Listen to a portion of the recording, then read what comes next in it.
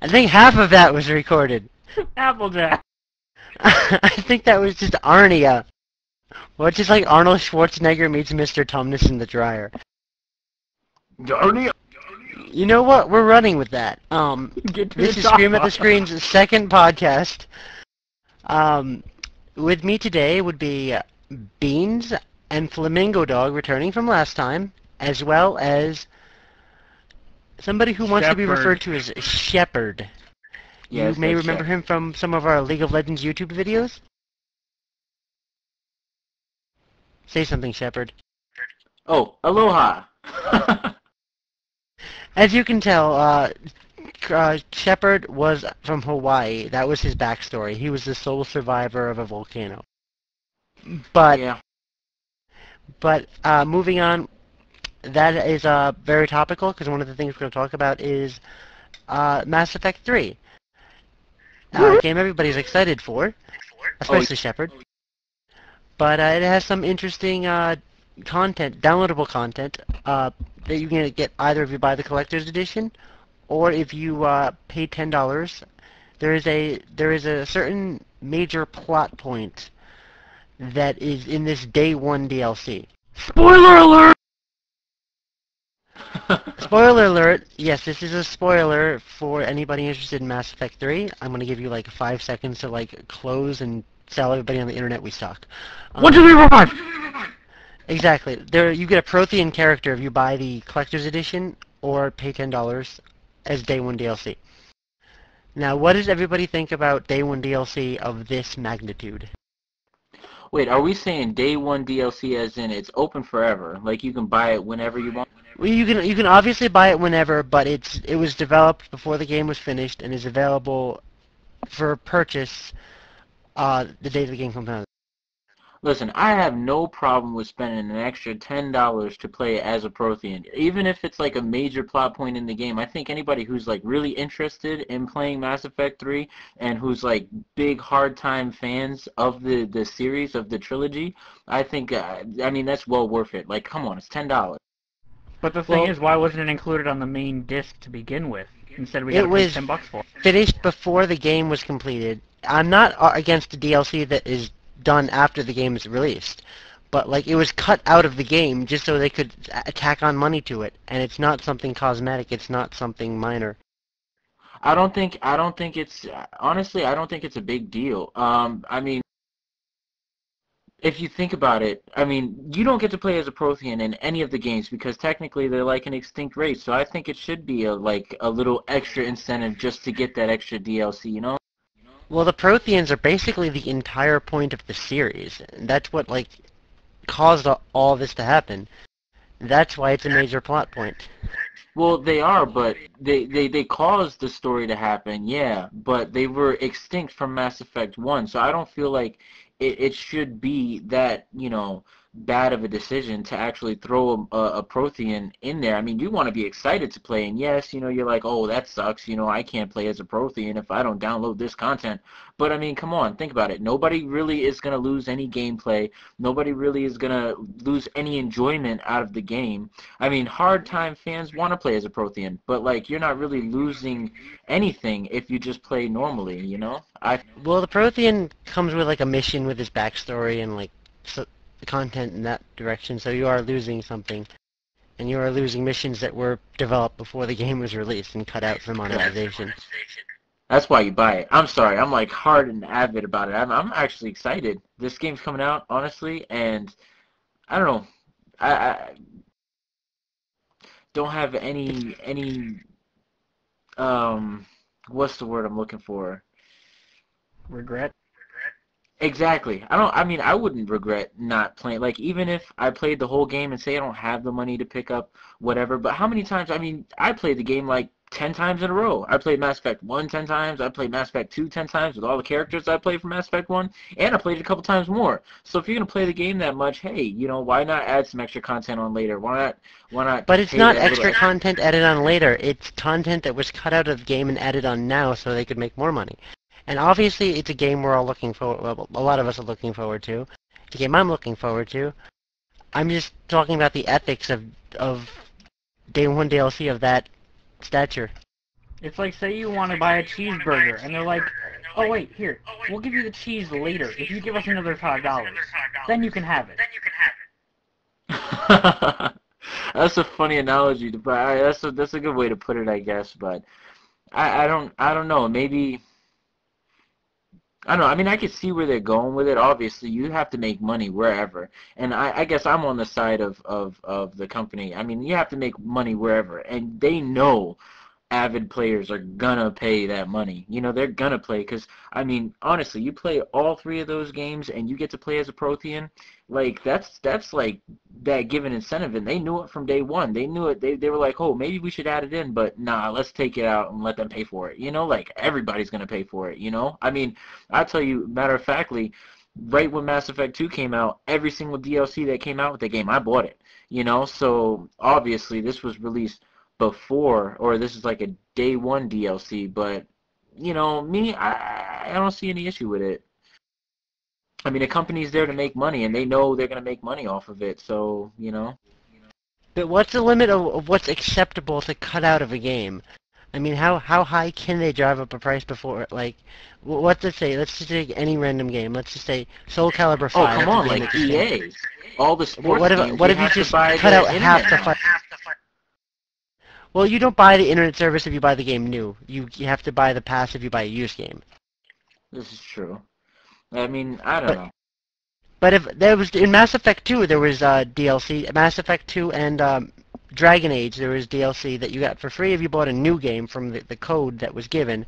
But if you bought it used, you had to pay separately. I'm not as opposed to that.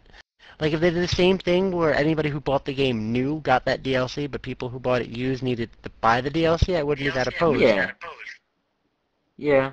I mean, you make a point. What? So you're telling me that this Mass Effect 3, because I mean, I'm like totally into it, but I've been so out of my game for the last few days. I haven't been able to like check into anything. And it's kind of like spur of the moment, you know. So no time to prepare. Um, but so you're telling me you have to buy a special edition slash and or you have to buy that separately. Even it Well, doesn't come yeah, with the new game at all. yeah. You buy the $60 game, you don't get it. But if you buy the collector's edition, which is $80, you get it. Or if you buy the buy it separately, it's $10. Hmm. The I don't collector's know. edition does come with more things, which is why the $20 price tag is still the $20 increase is still. Yeah, I've never been a fan of buying the extra, you know, super like the Modern Warfare 3 special game edition with 2 extra night goggles and blah blah blah, and then spend like a fortune for it just when the game comes out when you can download it later. But you know, like just like any other game, I think the DLC content, the price will go down. If anything, you know, obviously people are gonna buy it, and that's another thing you have to keep in mind. The company wants to make that money, whether it's acceptable or not. They're gonna do it because they know they can, you know. Yeah, which is why some people are telling them we should tell the company they can't. But you're obviously not going to get a large-scale boycott of a game that so many people are looking forward to. This is Although a true because boycott, there was a similar boycott that was threatened for, what was it, Battlefield 3, and they rescinded the DLC that they're going to do, and the boycott held off, and the DLC didn't go through. wow. Well, see, that's the issue. You don't want to boycott it and then just be like, okay, you know what? Forget it. We're not gonna do it. You know, because shoot, if we boycott Mass Effect 3 for that, and then the whole Prothean thing gets scrapped, I'm gonna be one of the most pissed off guys you'll ever see. Well, it wouldn't get scrapped, they just put it back into the game. I mean, it's something they cut out. Yeah. Hmm. It's a hard topic. They should just make it like an update when you install the game for the first time. Yeah. Well, it's not. It doesn't have to be an update. They should have just put it on the disc. It was made before the game. The game hasn't gone gold like gold yet. Or gone gold. I think that's what it's called when it's put on disc. Okay, okay, it's about time I open my mouth, and I'm going to cut in right here. So let's get everyone's final opinion, starting with you, Renaissance. As first DLC for Mass Effect 3, where's this DLC falling on your radar? Is it worth it? Do you think it's garbage, or do you think 50-50? Well, I can't tell you whether it's worth $10 because I haven't seen the mission, No, but personally to you. well, I haven't seen the mission that, like the missions involved. I can't, to me, $10 isn't a lot of money, but it's an ethical thing, so I don't think I would be purchasing it. How about you, Beans? Well, I'm one of those idiots that goes out and buys, I have the Halo Reach statue right next to me. I'm the one that buys that huge collector's edition, so for like 20 extra bucks, I'll get Mass Effect 3 collectors because I loved Mass Effect 2, so I'm gonna buy it anyway because it'll come with the collectors. Well, the thing about that is I'm happy to buy collector's editions to support companies that are nice to me. I bought the StarCraft collector's edition because I was like, you see, I could pay $60 for this game, but I'd rather pay 100. Okay, and finally, Shepard, what do you think about this DLC? I think we already know what he thinks. He loves it. Yeah, you already, I guess, know. I'm for it. I'm not for the fact that, you can't get it when you first purchase the game because I don't buy collector's edition stuff. I don't get all that crazy. Like, I love to play my games and I know the games that I love, and I'll definitely go all out and get all the DLC for the game. So, do I think it's worth it? Hell yeah, I'm 100%. Just the fact that you get to play as a Prothean is worth it in my book. But, to hold off, like the way they're doing, to not be able to have it on the new game, I think there's a slight issue with me, but that's something I could definitely get over easy when I start playing the game because I feel like it would be worth it whether either way it goes. As for me, my opinion on all of this is, if they don't put it in the first game, there's probably a reason, and I'm feeling as if it's the reason for that. It's an extra piece. It's more like for the more hardcore fans, such as Shepard over here, you know, it it allows them to branch through the story more. But for those people who don't have the extra money to push out, this gets pushed to the side. So maybe if somewhere down the road they can buy it and expand on the story because they can't afford that really nice, expensive, comes with a million extras collector's edition. So they still get the good basic story of Mass Effect 3. It's just if they want that little extra, they're going to have to wait a little bit.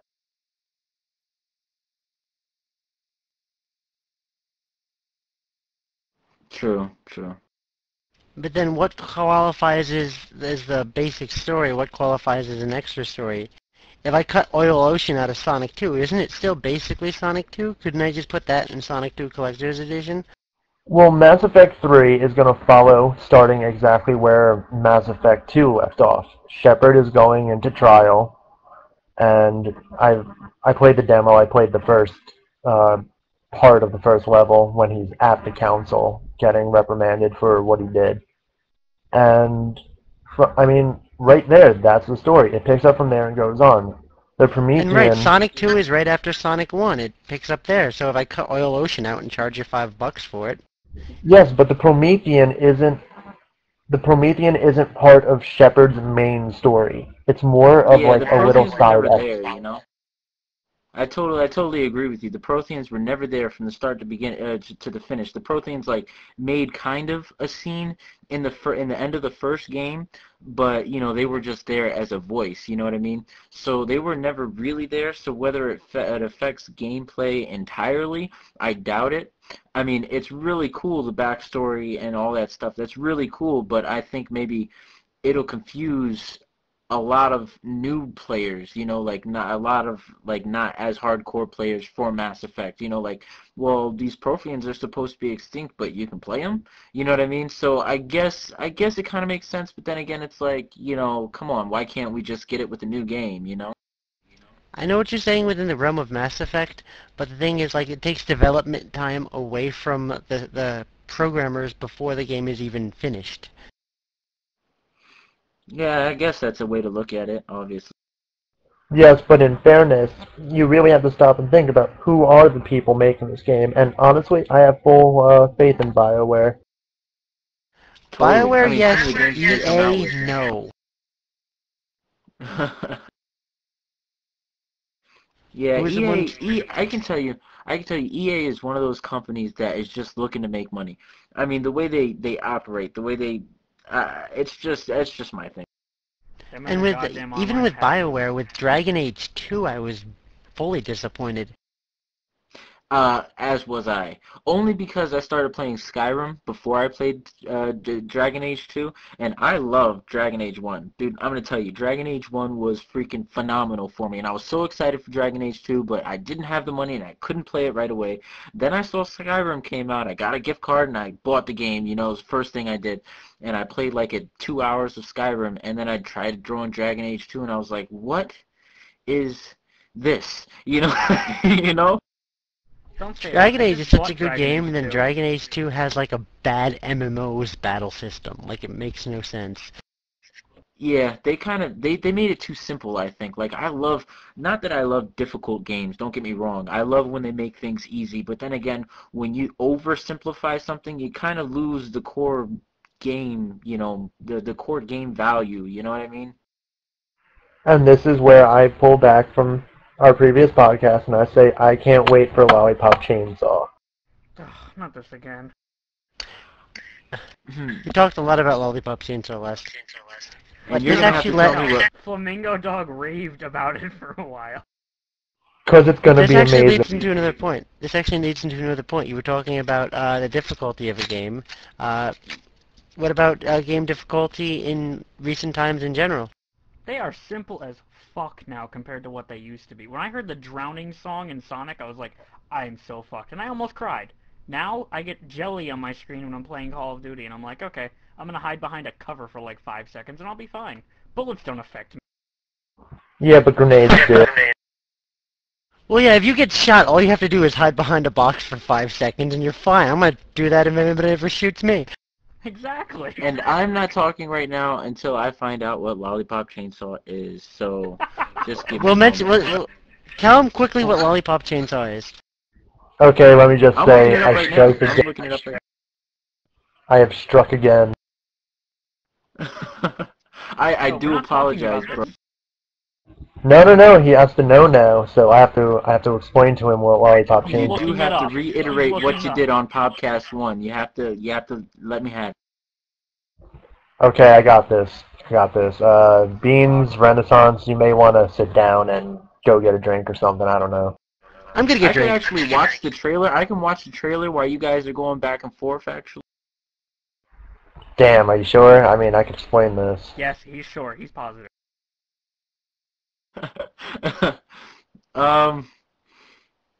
It actually, the video, it looks kind of forthcoming. You're a little Asian girl, and you're going around chopping things up with a chainsaw with hearts on it. It's pretty cool. Actually, oh, dude. You're simplifying this. You're hurting me. I got a drink. Lollipop Chainsaw is going to be one of the greatest games. Okay, you know what it reminds me of? It reminds me of, like, the Fooly Cooly of video games. Like, it's one of those things, it exists, and you don't know what the fuck it's about, but it looks entertaining enough to try. And you end up liking it, and you don't know why. I'm watching this right now, and I'm like, yo, this is pretty cool. Okay, let me keep watching. I'm educating myself right now. See, I did it. I got another person to enjoy Lollipop Chainsaw. Look at that. Okay, there's a part where a head came out of her buttocks region. What's that about? The head on her hip is her boyfriend, who got bit by a zombie while trying to protect her, and before the infection got all the way through his body, she chainsawed off his head to save his humanity. Oh, gotcha. Yeah, because that's common. In 2012, get ready for sex. Okay. Blood and rock and roll. At least it's straight up about its intense. I'm telling you, the guys at the Lollipop Chainsaw Company, they should hire me. I mean, I'd get the word out in 2 seconds. That is like it's from WB Games, so obviously it's gonna be gory, kind of like how Mortal Kombat was. And I'm totally a avid fan for Mortal Kombat when it came out. And I just to throw that out there. No, this is not a topic, but just to throw it out there, Mortal Kombat for the Xbox 360, I can tell you, I feel is one of the best that I've played coming from Super Nintendo. I mean, I hated what they did with freaking DC versus Mortal Kombat. I wish they need to take that game, throw it over a cliff, burn it, smash it, do whatever they have to do. But what they did with what WB did with especially like with Unreal Engine, with Epic and everything, what they did was amazing, and I feel like this is like a Left 4 Dead for sex-craved fans. You know, like the game looks pretty cool actually. I like the whole anime feel on it. Dude, this whole game is up my alley. It's this game and Transformers for the year Transformers, from which one? Fall of Cybertron. Oh my God, the War for Cybertron was amazing. I'm a new lover for you, man. What was your name again? Flamingo. Flamingo, I love you, man. Because War for Cybertron, I feel I like the co-op on War for Cybertron, but definitely, I'm your new fan. By the way, Fall of Cybertron, the sequel, is cutting out co-op. Oh, for real? Awesome. Yeah, Love them co-op they games. they have a reason, and that's because they overhauled their whole AI system. They built it from scratch because the old AI system, though it was fun as hell to destroy them, they were lame to fight. They couldn't kill you Yeah, at it all. was kind of. And But plus, with all the health packs lying around everywhere, it was kind of impossible to die, especially when you're playing with like 5-year-olds who love Transformers. yeah, but in this new one, they built their AI system up from scratch, so this time they'll actually give you a good fight. And it, a lot of the parts of the main story don't fit in well with co-op, and they thought it would take away from the actual full-on single-player experience. So leaving it Mm-hmm. out, now you have a nice in-depth single player. Oh, that's cool. Well, speaking of co-op and bringing back to our original section or our original conversation, what do you guys think? And I'm not sure if this is on our list of scheduled things to talk about, but what do you guys think of co-op for Mass Effect 3? Because I played the demo and I played the demo and I've obviously played the co-op released the beta for the co-op for Mass Effect 3, and I think it is phenomenal. You mean co-op or just the multiplayer in general? Multiplayer Uh, in Actually, general. because I've played the demo too, I have to say I was rather uh, unimpressed. Really? What makes you say? Now, you should know I've never really been, as the other two know, I haven't really been too much of a Mass Effect fan. I'm a fan of the game, but not a fan of playing the game. Okay, you just dropped a bar, but that's okay. We're still cool, man. Okay, keep. But so I played it. Now, don't get me wrong, it's just like Halo, it's just like Call of Duty. They have the survival mode now. And in fairness, don't want to compare Mass Effect to Halo and Call of Duty, but they threw in a survival mode, so I have to compare them. And to me, it's lackluster compared to the other competitors. It doesn't feel as strong. Fluid? Yeah, this not fluid. I can agree with that. It doesn't feel as fluid as it should. well, the game is built mainly as an RPG, and Halo and Call of Duty are not. Halo is built as a game that lets little kids yell at you on Xbox Live, and Call of Duty is built as a Dorito stimulant. Well, you know, my take on the Mass Effect 3, like, I mean, honestly, you have to put Mass Effect 3 into effect because they put 3 modes. You can play action mode, you can play story mode, or you can play role playing, which is like the other 2 games. Now, me, obviously, I'm going to play all 3 17 times. But I'm going to tell you, the fact that they made an all action mode, and I played the all action mode in the demo, I didn't like it. But I did play the all action mode, and since they put that in there, you have to take into account, you know, that means they've got to take it the next step when they do online gaming. Now, I can agree totally with Flamingo that there was something lacking in the online battle. You know, like when you're playing against other people and you're fighting them and stuff like that. Obviously they only released the survival mode, so you can't really fight other players. But but my whole take on it is I like the way they integrated, because they had to do a lot of extra stuff, you know, like the power wheel abilities and things like that. You had to be able to use on, real time. You know what I mean? You can't just pause the game with your power wheel and pick something to shoot at, you know. So you can't really compare it to anything like Gears of War. You can't compare it to Call of Duty or Halo. You know, it's really hard because those games are really fluid. They're really action based and they're really real time player based. You know what I mean? So to put it in all fairness, I think what they did was respectable. Maybe it's not the best, but I feel it was respectable. I liked it because they got to incorporate the powers, and they, kind of changed it up a little bit, gave you a new feel for the game. You know, like if you have to be like a real fan to actually like, feel the difference. I mean, Flamingo, you've played Mass Effect 1 and 2. Yeah, I've touched on them. I mean, like I said, I haven't been too big on them, which is the whole reason I don't play them much. But I've played enough to where I have solid opinions about it.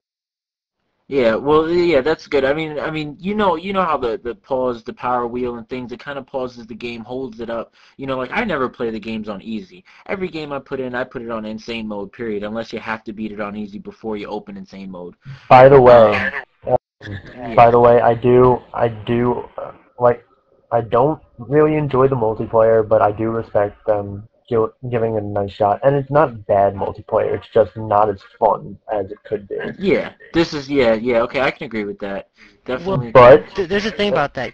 Mass Effect is made as a game that's primarily single player, and they added the multiplayer as an extra. Something like Call of Duty. Look exactly. at the campaign. Call of Duty is primarily multiplayer, and the campaign's like the training grounds. Okay, Yeah. but I do want to say this. I do enjoy Mass Effect 3's integration of the Kinect. Now I hate the Kinect, Oh and my God. I hate motion sensors, and we're gonna get to that in a minute.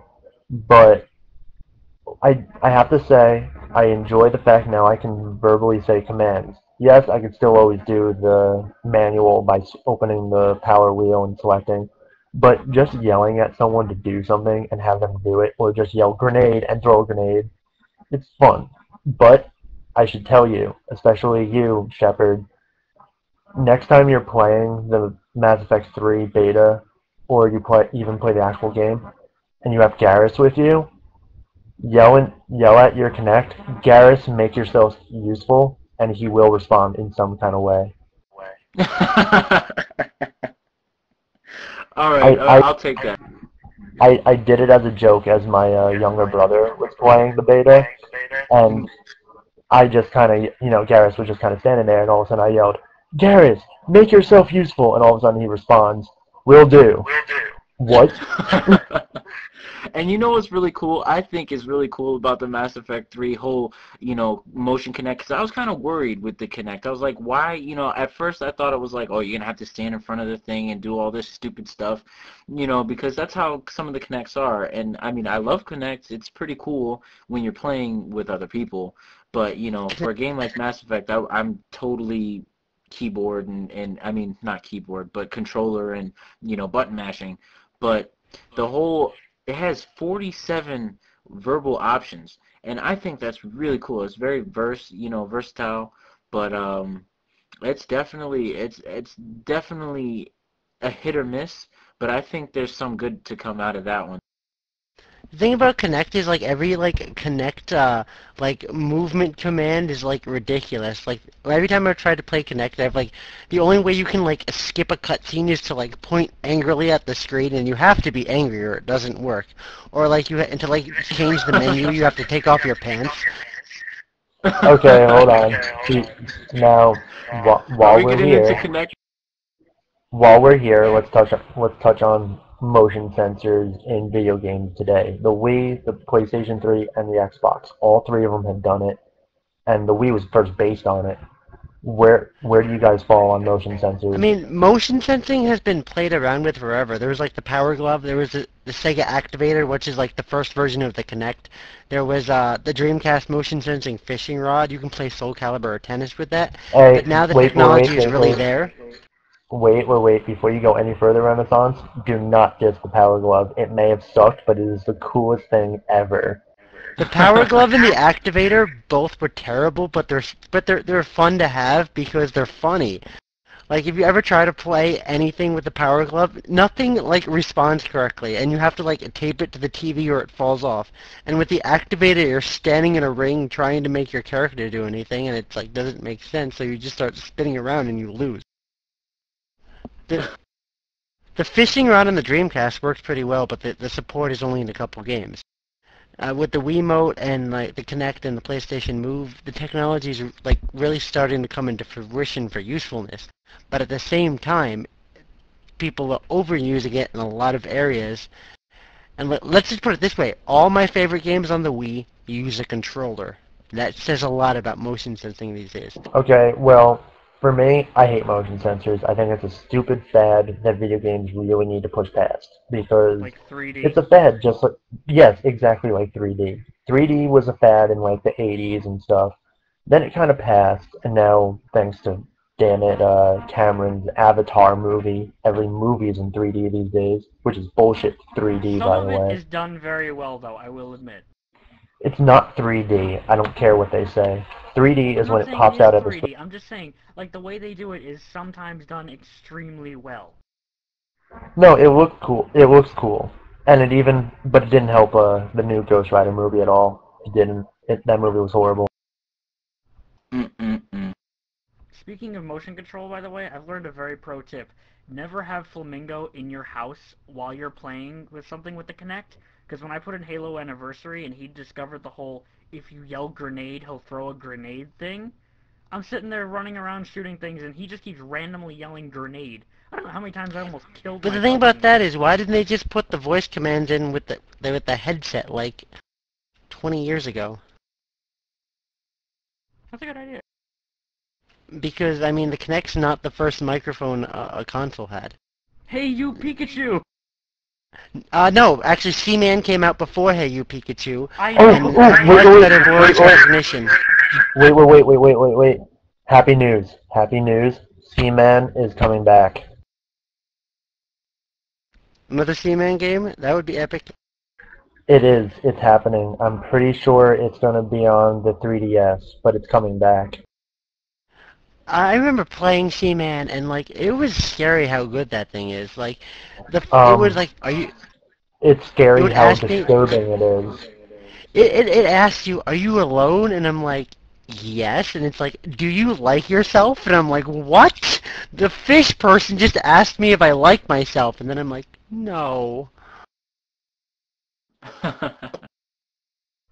That game is disturbing beyond all belief. And the fish will mock you. The fish will mock you, and then I get pissed at it, and I turn up the temperature, and it dies. And then I just wasted a week of my life. You know what? It's like an awkward version of Tamagotchis. Tamagotchis? If anybody remembers what a Tamagotchi is. The Yeah, I do. Tamagotchis, dude, I had like 7 of them. Or remember the Digimon one? I had a Digimon one.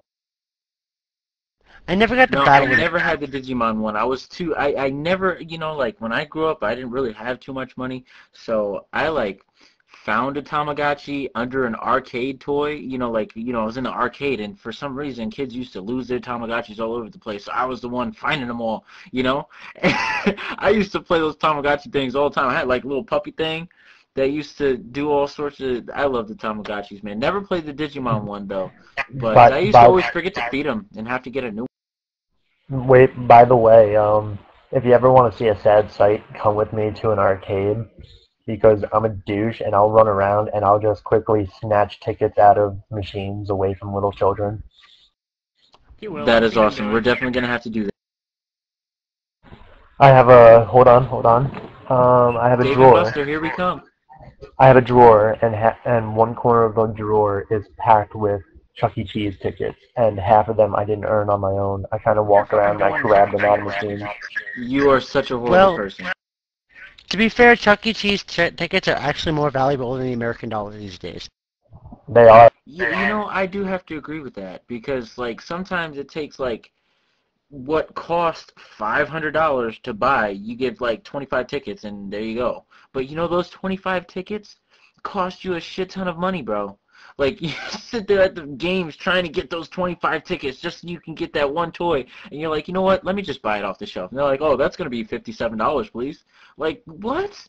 $57 is probably cheaper than 25 tickets.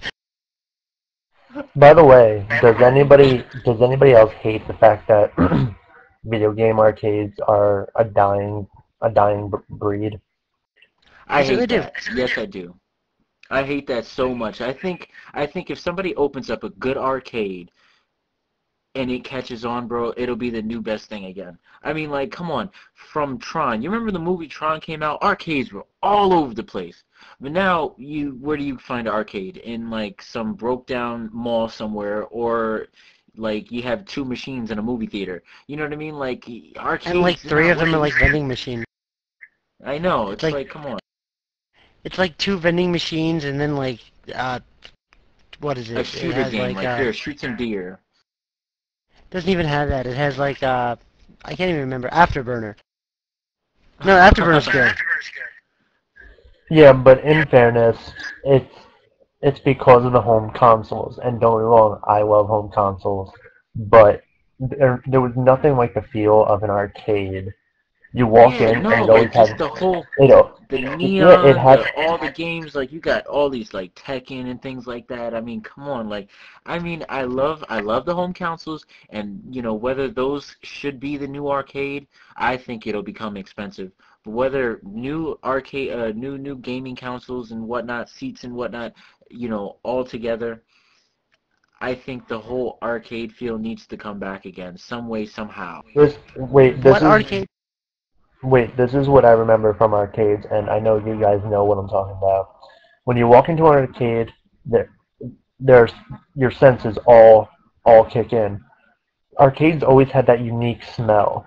You never knew what it was, but it always had that unique arcade smell, and all arcades smell the same.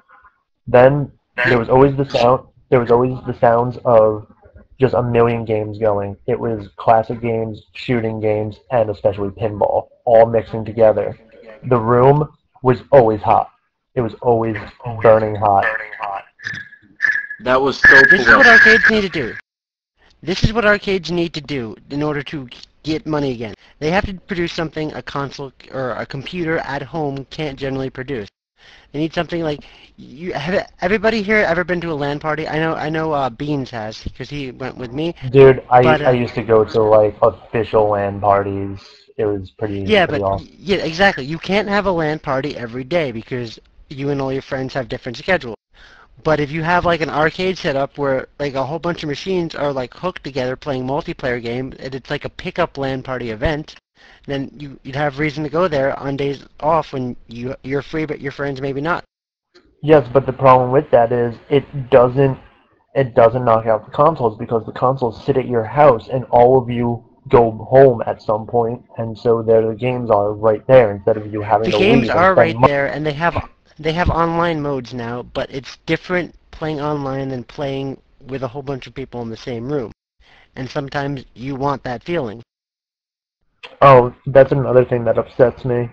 The fact that split screen games are fading out. There was Well, nothing. split There was screen games late. will be back. Split screen games will be back when the new consoles come out. Because a lot of the games are made for the consoles, which Xbox 360 is 7 years old. It's really old hardware. A 7-year-old PC can't play Tetris. I mean, they have to use tricks and tricks to make the games look slightly better than the last ones. That's why the gun's bigger. They don't render the stuff behind the gun. That's why you can't use jump spells in Skyrim because they don't want to render the top of stuff. And the consoles can't do a split screen in their current state. When new consoles come out, they'll have split screen again for a few years, and then they'll stop again. Not only that, the companies also want to sell more copies of the consoles, or more copies of the game, more consoles, just to make a profit. Well, selling more consoles it generally makes a loss, but like selling more copies of the game, I would argue that split screen sells games because you go play a little bit at your friend's house and you want it at your house. Yes, but let's think about it. Okay, perfect example is GoldenEye 007 for the N64, and I'm pretty sure all of us have played that game, am I correct? My Greatest shooter favorite. ever. Yes. Okay, now I assume we've all had that at least that four-player split screen Oh versus yes, mode. yes, yes. Yes. Okay, now tell me, now let's see how good your memory is. Who remembers the shortest character in the game? Who remembers his Odd name? job. Odd job. Okay, now tell me you, at some point, while playing with your three friends, some dick chose Odd Job and you punched him in the face because nobody could ever shoot him. Who hasn't?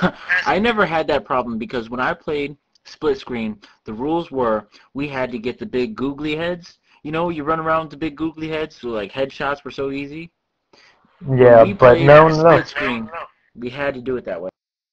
No, see, I didn't do it. We did straight up split screen, and whoever chose Odd Job was always the douchebag that everybody hated because your bullets would always go over his head, and he would just shoot you in the dick and go on with his day.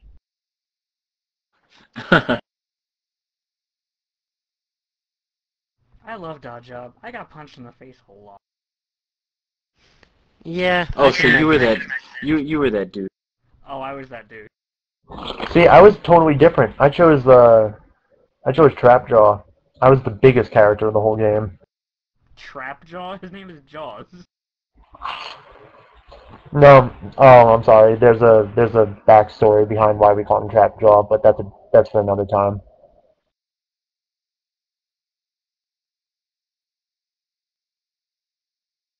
Anyway, let's get back on What topic topic and were we not talk on about before, like, all this happened?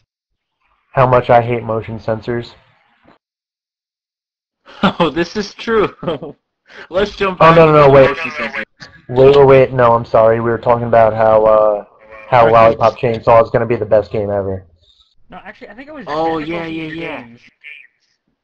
You know what? No, no, no. Just to It, go it, back to Lollipop Chainsaw. Sorry, just to go back to it. I know I already said it, but it definitely I love Left 4 Dead, and it or like what was the other game where you were stuck in a hotel? Dead Rising.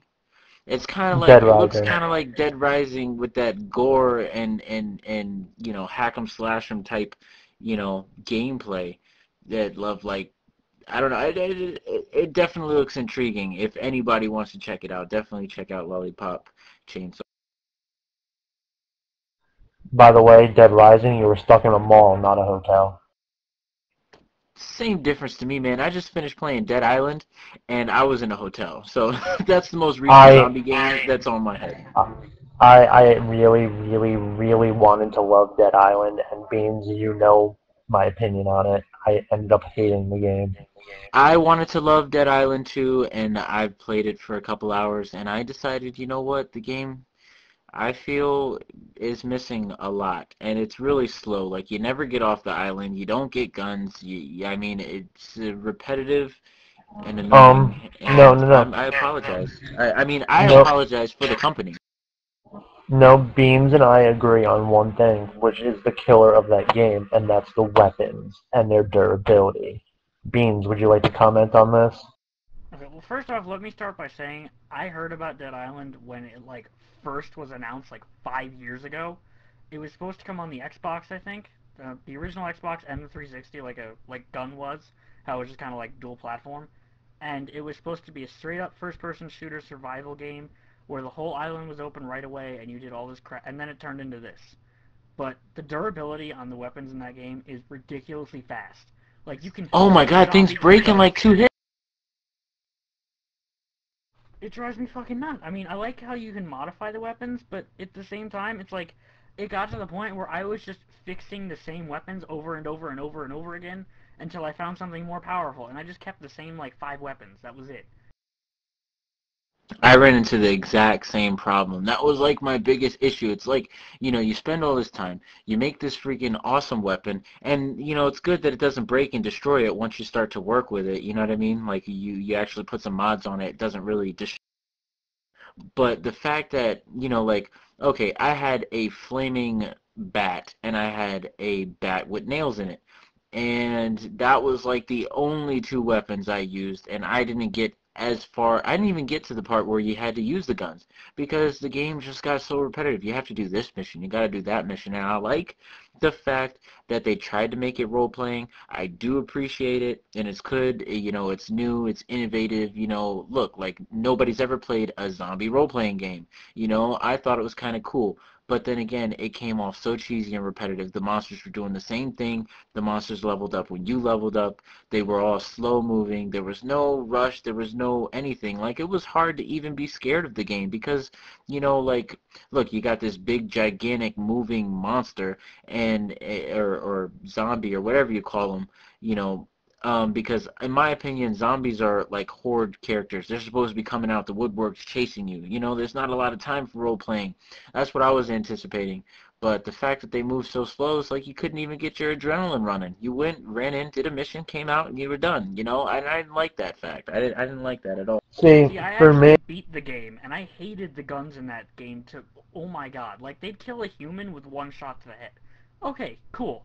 But in every fucking zombie movie I know, you aim for the head, that instantly kills. Not in that game. You waste like half a fucking clip on the most powerful pistol in their head, and they're still coming at you. And I mean, they do have fast-moving zombies later on that are, kind of annoying, but I don't know, like, I understand what you mean about how it was slow-paced and all that, but it got better as the game went on, but not enough to, warrant a second playthrough, and the ending was kind of real shit. okay, so for me, Beans, as you know, I'm a huge zombie fan. A huge zombie fan. Oh man, me too. Oh no, dude, you don't even touch me. Where you're Mass Effect, I'm zombies. And Gotcha. Transformers. But the thing that now thinking from zombie related uh, things, and then looking at Dead Island, it's missing the jump feature. Have you ever played Resident Evil or Silent Hill or Doom? Yes. Oh my, Silent Hill, Silent Hill, and say no more. I understand what you mean by jump. Yeah, it didn't have those jump moments. It didn't have that creeping feeling like if you turn a corner, there's going to be some crazy thing waiting there. All you knew Sounds was like you just should play Amnesia: The Dark Oh Descent. my god, I want to play that game so bad. no, no. We talked about this. No,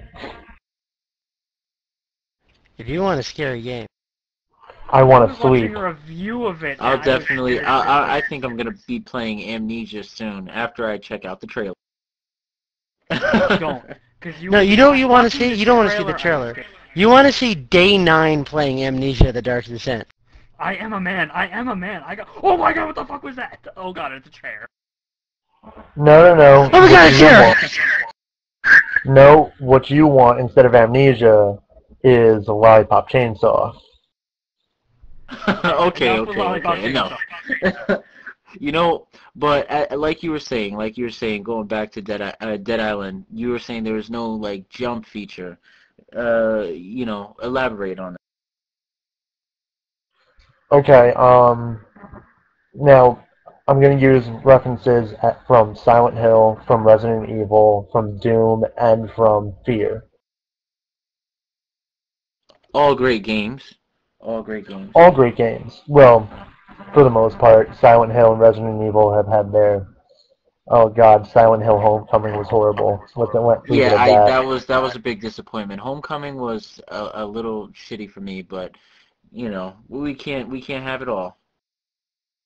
By the way, And as a lot of fans would hear, it doesn't rain every day. If you've ever watched the Crow movies, you would understand. I've never played a Silent Hill game ever. I've wanted to. play Silent Hill 2. That was the best one. Another good jump game is Dead Space. It actually had a really like a couple of like oh god. Oh my goodness, Dead Space 2, I have to tell you, hands down, dude, Scary for me? Yes. It was a scary game. It was awesome. The guns, the weapons, everything, the whole build-up, the story. I feel like the game could not have gone wrong. You In know Dead what a Space scary game 1. was for me? Echo of the Dolphin. Oh my God. No, Anyway, no, no, no, no, no, no, no, no, no, no. Don't even talk about that game. I had a Please, hatred please for that elaborate on game. that and say that again so I can look it up. What? Echo of the Dolphin? Or Amnesia the Dark Descent? Echo the Dolphin is Echo the Dolphin. satanic. Oh, also, D2 on the Dreamcast. I showed Beans that opening. ugh. No, wait. Beans. If you had it next to you, I think it was called SWAT or something. You remember the game you let me borrow that had all the old games on it? Yeah, the Sonic Ultimate Collection thing. Yeah, look on there and find that game that's called like SWAT or something and tell me what the name of that game is. Hang on, let me look. This game was the most satanic game I've ever found. You know what was a big disappointment to me, and it just popped into my head because when you said demonic games, it just came in. Two games on my top list of disappointment. Damned was a big disappointment to me, and the biggest disappointment I have faced this year was Splatterhouse. I didn't even bother with Splatterhouse. I knew better. Dude, I gotta tell you, I played the arcade games. Back to the arcade. We need those. But anyway, back to the arcade games. I love Splatterhouse. Splatterhouse, the whole 2D platform format, was awesome. I loved it, running through, slicing slack hash zombies and stuff. But the video game for the Xbox 360, I was so hyped for it, and I played it, bro, and it is the most repetitive game I have ever touched, ever in my life. I mean, it was even worse than Dynasty Warriors, and I like Dynasty Warriors. So the fact that I'm using that as a repetitive game, that just goes to show you how much I was disappointed in Splatterhouse. Was the game you talk about eSWAT? eSWAT. That was the damn game. Okay. Now let me elaborate on why I hated this game. Now, there was an achievement in the Xbox collection where if you could get past the second boss, you just got like a 10-point achievement or whatever. And in fairness, the first level, not that hard. It was a rather fun game. Like, the controls weren't too bad. The graphics were, what can you expect from those era games? But I got to the second boss, and I was like, okay, just gotta beat this guy, and I'm gonna get the achievement. What happens? Two robots drop down. Two. I was like, oh, what a pain in the ass. And by the way, your screen is only yay big, like 5 inches to move around. And I don't know how to beat them because they're always one on each side of you, and you can't point both ways to shoot them, and one always crouches and the other one always stands and shoots. So bullets hit you from both levels. I don't know how to beat them. I thought I beat them, or I thought I was beating them once. I managed to kill one of the robots, and he drops to his knees, and I was like, oh, thank God, finally one's down. I just gotta take this other one out.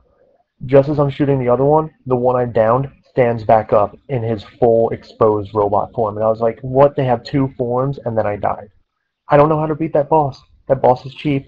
I quit. I rage quit so hard. And I never want to play that game again. I'm YouTubing it right now.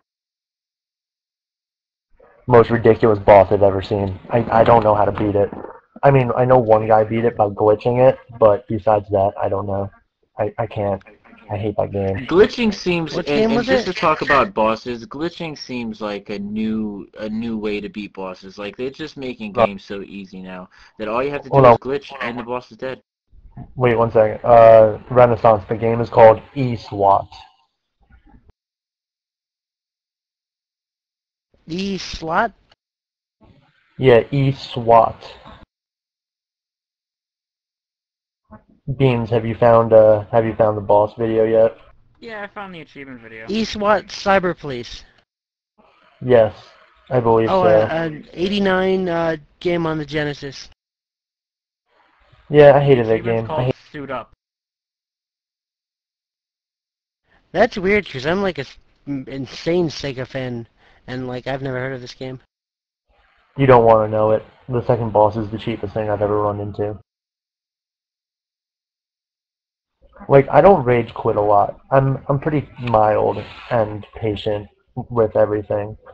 But that second boss really knew how to push my buttons just right so that I threw my controller and I turned off my Xbox and I walked away.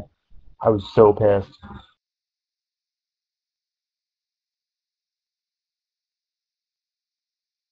So I see what really grind your gears. So to sum that up, what's next on our list to talk about? Game difficulty, which is a perfect jump point. Oh We did yeah, that we're already. basically talking about that now. How okay, I think a lot of games back in like the late 80s, early 90s, a lot of games were designed to get your quarters. So they'd have games like Ninja Gaiden and stuff, which have Um, extreme difficulty. Perfect example. Look at Pac-Man. That game went on forever. Look at Jumpman. You know, the original Mario and Donkey Kong game. That game went on, well, to a point till they stopped making the levels because they never thought anybody would get that far. Yeah, But and then I think there was a middle ground, like in the early 90s to the mid 90s, maybe to the late 90s, early 2000s, where games were they were difficult, but they were difficult for a different reason. They were because they were like a fair difficult as opposed to like an unfair I want to steal your quarters difficult. And now okay, games are wait. kind of easy. games are No, super easy now, bro. Like that's why I tell you, I play every game I throw in on Insanity. Like, believe it or not, like I like a challenge when I play games, and sometimes the challenge is like crazy. Like Duex, I put that game on Insanity, bro, and you really have to sneak around. But then you put it on medium, or you put it on casual, or whatever like the middle difficulty is, and it's like, okay, well now I can just run through this whole thing and shoot everybody and still stay alive. You know what I mean? It's just it's wait, either but too extremely hard or too easy, in my wait. opinion. I just want to say that I think game developers they've changed their definition of what makes a game challenging. Now, think about the classic games that were hard. Think, perfect example, the original Metroid game. That game was by no means an easy game to beat. You actually had to sit there. You had to devote time to that game. You Oh, actually had Metroid? Oh to, yeah. yes. And now look at a game like Halo. I mean, now, don't get me wrong, Halo on Legendary, yeah, it's a little bit of a pain, but there's two major differences. When you beat Halo, you're like, yay, I beat Halo, and then you instantly jump to the multiplayer. But with Metroid, there was no multiplayer. All there was that game. And because it was such a long and hard game and that you devoted yourself to, when you finally beat it, it was such a happy moment to see that game-winning So screen. rewarding. Yeah. You're not Now, rewarded anymore. You're not well, rewarded anymore. obviously it's different with games multiplayer because a lot of games multiplayer the difficulty is based on the people you're playing, which is Yes, but theoretically limitless. yes, but look at Halo. Look at Call of Duty. When you tell me when you beat that single player campaign, tell me you're Well, not Halo and that Call of Duty, satisfied. nobody really play. Well, nobody plays Call of Duty for a single player game, and like Well, I do Halo. Well, no, there's no feeling of. Well, Halo and Call of Duty are games I'm not the biggest fans of. But Okay, well, there are still games that there are still games that have that feeling like Dark Souls and Demon Souls because they have a classic difficulty, like extreme difficulty, but it's fair. You know yes, exactly but why you died. you know, you know what I do miss? I miss game-winning screens, like how the old Super Nintendo, every game you beat had some kind of "you won this game" screen. Now it's just kind of you get credits. I'm not watching a movie. I'm playing a game. Give me a game-winning screen. But you know what I find is good? It's like when you're playing a video game and Congratulations. you find Oh, yourself Ghostbusters. referring to the video game as a movie. I find that as like that game was good. Like if you can catch yourself and be like, "Oh yeah, I played that game yesterday," versus, "Oh yeah, I watched that." But then you think about it and it's like, the game is so intriguing and it's got you all thinking about it. You kind of feel like it's a movie because you're like living it. You know what I mean? I You know what I feel like at the but end but of the game? I like an epic song. I remember first time Panzer Dragoon Saga, and I heard Era et Sona mi era ex esset son tiru, something saying tiru. It's like a Latin title, but the song is like one of the most amazing songs I've ever heard, counting like any like professionally sung song ever. Wait, getting back quick to the difficulty though, I also want to bring up the fact that I feel as if a lot of games are missing the point of difficulty. The difficulty is the game is supposed to be challenging, but it's supposed to be challenging because the enemies are relentless. You have to actually use strategy in games. I think a lot of games are forgetting this, and they're basing the difficulty on the cheapness of the game, or the difficulty is because of broken controls. And I'll bring it up again because this game is a perfect example.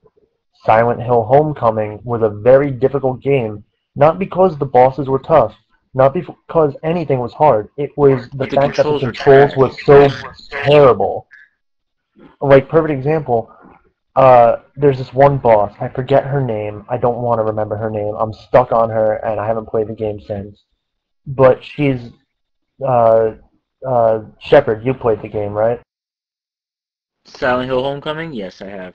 I honestly, I can tell you, I got past like maybe an hour or two in the game, and I was so frustrated to the point where I was like, and I played it, I'm telling you, I played it on easy, medium, and hard, and I can tell you, the controls just went from okay to shit to shitty. And honestly, like, to the point where I was just totally turned off by the game. I really was. Well, I'm stuck on a boss, and okay, so you haven't played as far as I have. Lucky you. But I've hit a boss where By the way, this game is even harder because there's almost no health in this game at all. So whatever you get stuck with health, you're basically stuck with till you manage to find something else to give you something. And I'm stuck at a boss. I'm stuck at this boss with half of my health, and it's a two-stage boss. And the first, all you can do is melee. But the problem is, because the controls are so bad, you can't react fast enough to dodge half the attacks this enemy throws at you. The enemy is a lot faster than you are, and you can't block half the attacks as you should because your character doesn't react. And the worst part about it all is every time you take a hard hit, you get thrown about 3 feet to the ground, and you're lay on your back, and your character pretends as if their life is not in danger, and he sits there for at least a good 5 to 10 seconds before he starts to figure out, oh, I have to stand up now. And by this time, the opponent's already over you, killing you again. And it's the most frustrating thing ever. I'd much rather. Feeling like Hold on. I'd feeling like let you're me wait. Let me put it this way. I would much rather play the second boss in eSWAT over and over than play that game once. feeling like you're not in control of your character is like the most frustrating thing in the world. You said it right there, man. I actually did get satisfaction when I beat Call of Duty 4 on Veteran. I cried a little bit during it. I'd cry a little bit if I was playing Call of Duty. You have no idea how difficult that game can get. Renaissance, you have, yeah, you that's one of the games that, I mean, I don't feel like you're a first person shooter type player, but That's not, you're well, it's not entirely true. I've been playing a lot of Tribes Ascend recently. uh well, it's something that you got to ease yourself into because like Call of Duty is one of those games that you like literally that's all about first person shooting. It's like very hardcore, but like Did you you got to seriously ease just it say into it. Yeah, I did seriously just No, say that. see, It's now it's hardcore. gotten It's total hardcore. shit. that? First-person shooter games that It's all serious first about person shooting. shooting would be like Quake, Tribes, Unreal, games like that. Okay, I gotta hold tell on. you, Quake. I'm sorry, I did not like Quake, and I have issues with that statement. That's Okay, not the hold spirit. on. Let Now, speaking of first-person shooters, Is anybody else getting bored of the games that are coming out? Now, ignoring Yes. ignoring Lollipop Chainsaw and Transformers. James, if you mention that word one more time, I'm going to, like, kill you. Lollipop chainsaw. It wasn't me. But yeah, the Call of Duty series is going to total fucking... Like, 4, I loved just for the difficulty alone. Like, when I beat that, I was so happy because it took me hours of trying. Modern Warfare 2, I went through in, like, half a day. Modern Warfare 3, I went through in, like, I think 3 hours on Veteran. Hey, Beans. It's ridiculous easy. Hi. Bubblegum Power Sander. Shut up. Okay. But that's gonna be the sequel, by the way. I'm making it. How long is this thing, by the way? Haven't we, like, reached over an hour by An now? hour and 15 minutes, I believe. We're I think we golden. gotta put a cap on that. Yeah, we're gonna have to stop soon. Yeah, this is gonna wrap up soon. Anybody have a last couple points? Okay. You know We what? pretty much. Okay, come on, go. Next time we're gonna start we're gonna start with a serious conversation about like first-person shooters because we ended with that whole like Quake, Unreal, Tribes versus Call of Duty thing. You know what? So we're gonna have a serious discussion. We're gonna have a debate. Everybody get your documents, evidence ready. Be ready to object like Phoenix Wright style. Serious about first-person shooter games. Don't worry about this, guys. I got my Etch-a-Sketch all set. Yeah, Okay. I'm ready to go. I'm ready to go. Whenever we schedule the next one, I'm gonna have my paperwork on my table. Next one will be probably about in a week. We'll do one every week. All right, so Also, next week. we're gonna have to edit out the cursing, by the way. Also, next week, while we're on topic of first-person shooters, let's just go beyond that and talk about game genres in general. And I don't know about you guys personally, I'm a little disappointed with games lately. There's no originality anymore, but that's a conversation So I for was saying, another week. yeah, another conversation. Yeah, but touche. Anyway, for all 16 of our viewers, leave a comment below saying what first-person shooter games you like. And this is the end.